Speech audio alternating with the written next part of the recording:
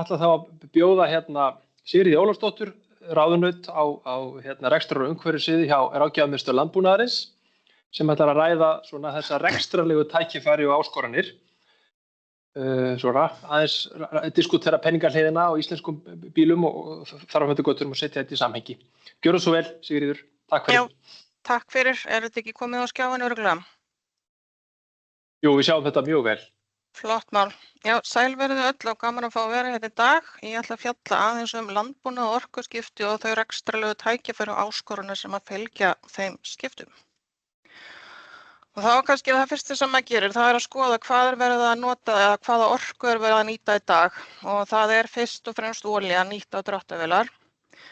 Það svo töluvert af rafmagni og jarðvarma, metani og svo má ekki gleyma mannaflinu sem nú kannski mikilvægast orkan sem við nýtum. Í hvað fer svo þessi orka?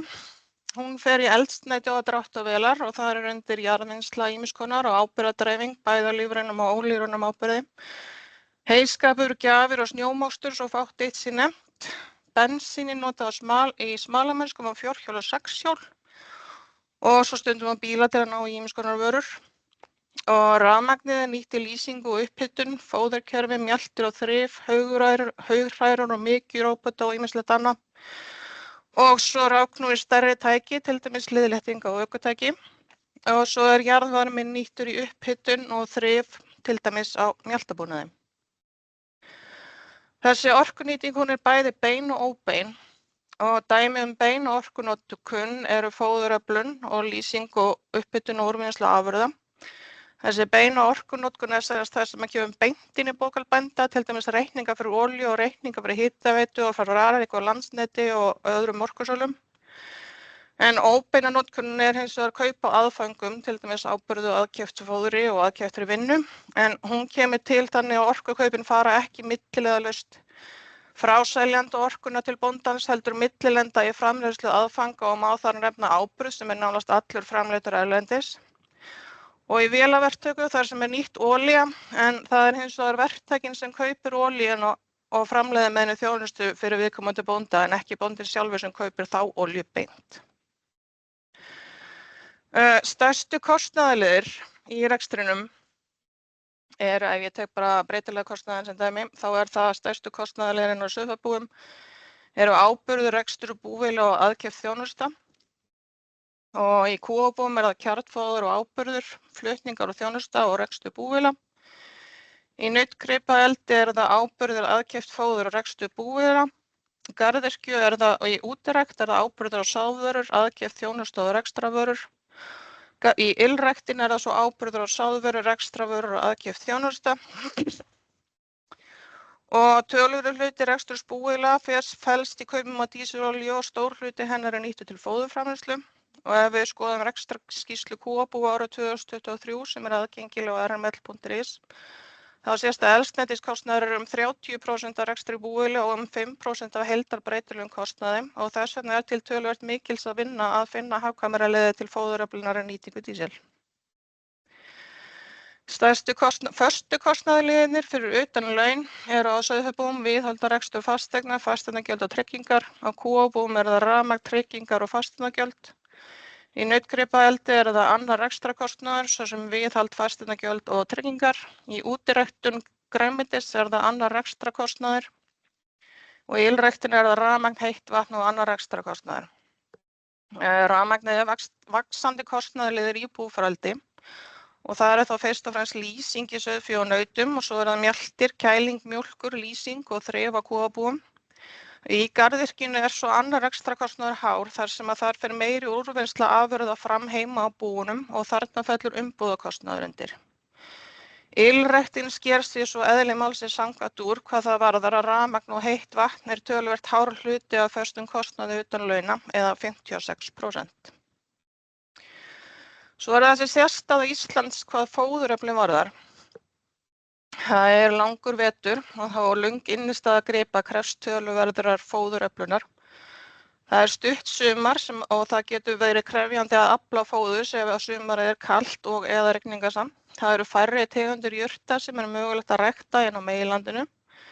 Sem sagt grastegundur bygg og hafrar fyrst og fremst sem ræktað hér á landi. Og svo koma þessi öfumæli að þegar það er gott sumar þá meiri uppskera og aukin orkunotkun. En ef það er kalár eða kalsasumar þá minni uppskera og aukin orkunotkun og fleiri flatareiningar sem þarf til að afla fóðurs. En vegna þessa stutta sumars þá eru rafmagnstraktorar enn hæpinn valmöguleiki sögum þess að of mikill tími fer í að hlaða vélarnar þegar að þurrkglugginn ekki talin í dögum heldur jafnvel klukkutímum. Það eru sömuleiðis áraskipti á því hvernig byggræktun gengur þar sem að bygg þarf ákveðið margar daggráður til að fara að fylla sig eins og sagt er. Og þessar daggráður eru afar misjafnar á milli sumra. Þá skiptir sköpum að geta plægt og sáð sem fyrst að vori en það fer aftur eftir í hversu mikill klaki í jörðu sem dæmi. Og svo þessi öfumæli sem ég myndist á að þegar það er gott sumar þá eykst orkunotkunin þar sem að meiri uppskera kallar á meiri vélanotkun en það getur á hins vegar á móti orðið til þess að sparnaður kemur sumrað eftir þar sem að fyrningar eða heybirðir eru til staðar og því minni áburðarþörf sem dæmi. Það þess vegna ekki hægt að horfa eingöngu á almanaksárið eins og rekstrartölunar eru í dag, heldur þarf að horfa frekar kannski frá sumri til sumars. Orkusparnaður svo fyrsta skrefið í orkuskiptum og það ýmislegt hægt að gera til að minnka olíunotkun í landbúnaði þó að það sé ekki farið í 100% orkuskipti fyrst sinn. Og þar má nefna GPS-stýra dreifingu, kölkun túna, betri hauggeymslur, niðurfellingu og áburðar og rétta stillingu tækja, staðsetningu túna og akra og búsjórn sem sagt nákvæmnisbúskap. GPS-dreifingin, hún sparar tilbúin áburð og kölkun eykur venjulega uppskeru í íslenskum jarðvegi sem yfir súr og það getur minnkað hektara þörf að hverju búi. Bættar hauggeymslur, það bæta varðveislu næringarefna í lífrænum áburði. Niðurfelling búfjáráburðar bætir sömuleiðis nýtingu næringarefna í skít sem spara tilbúin áburð. Rétt stilling tækja og tóla getur bætt orkunýtingu, minni olía fer í nýtingu túna eftir því sem styttri vegalengd þarf að ferðast að þeim frá. Gott skipulag bústjórn sparar orku á öllum stigum framleiðsluferla og því nákvæmnisbúskapur afar mikilvægur. Og hvað svo þessi nákvæmnisbúskapur? Hann snýst í grunninn að hámarka afurðir og lágmarka sóun aðfanga með góðu skipulagi. Það í rauninni bara annað orð yfir góða bústjórn. Og sem dæmi má nefna að búfé einstaklingsfóðrað með tilliti til afurðasemi. Kjarnfóðurgjöf kúa aðlöguð að nýthæð og stöðu á mjólkurskeiði. Gróffóðurgjöf kinda misjöfn eftir fjölda fóstra. Til dæmis fá 3 lembur betra fóður heldur en 1 lembur. Fóðrun nauta aðlöguð að aldri og þroska og svo misjöfn bætiefnagjöf hrossa eftir hlutverki, til dæmis hvort þau eru keppnishross eða venjuleg reiðhross. Áburðargjöf á túna og akra ákvörðuð út frá plöntutegundum, heysínum, jarðvegssýnum og uppskeru. Það fylgst náið með mögulegum skortseinkennum og brugðist við til samræmis við þau. Og hvað verið að gera í þessum nákvæmnisbúskap? Hvað fóðurefluna varðar þá fylgst með heilsu túnana með heysínum og jarðvegssýnum, uppskeruskráningu og svo gerðar endurræktunar áætlanir. Og tæknin sem helst nýtt í fóðureflunni GPS-dreifing og niðurfellingabúnaður og drónaeftirlit. Og GPS-dreifingin og niðurfellingabúnaðurinn sem sagt til að spara áburð og áburðarefni en drónaeftirlit nýtt til að fylgjast með heilsu túnanna úr lofti og þar jafnvel komnir litaskynjarar í þeim þróaðri drónum.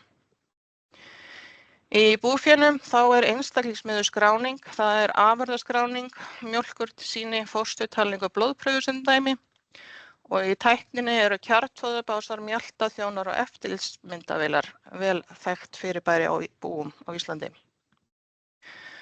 Það alltaf einhverjar áskoranir við allt og þar á meðal orkuskipti og helstu áskoranirnar fyrir bændur að það oft hár stofnkostnaður og fjárfestingar geta búa afar misjöfn.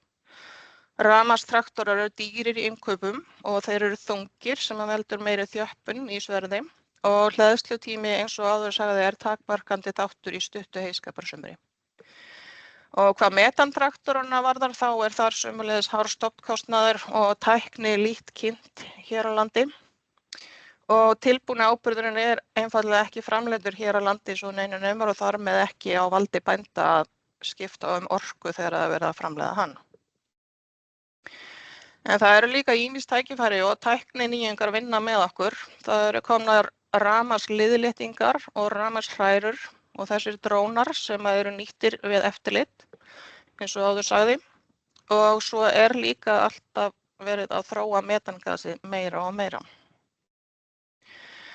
Orkuskipti eru bændum nauðsynleg sem á öðrum á Íslandi af því að orkuöryggi bænda það er nauðsynlegt fyrir fæðuöryggi Íslands. Og í breytilegum heimi eins og við þekkjum hann í dag, mjög breytilegum frá degi til dags, að þá skapar orku sjálfbærni samkeppnisforskot og hér sannast sem fyrr að hollur er heimafenginn baggi. Og með þessu þakka ég fyrir mig og bendi á fræðsluefni inni á annars vegar rml.is þar sem að rekstrarskýrslunar okkar allar eru og svo hins vegar loftslagsvænn landbúnaður.is og þar er sérstakur bæklingur sem hefur verið gerður orkuskipti í landbúnaði. Takk fyrir. Kærar þakkir fyrir þetta góða erindi, Sigríður.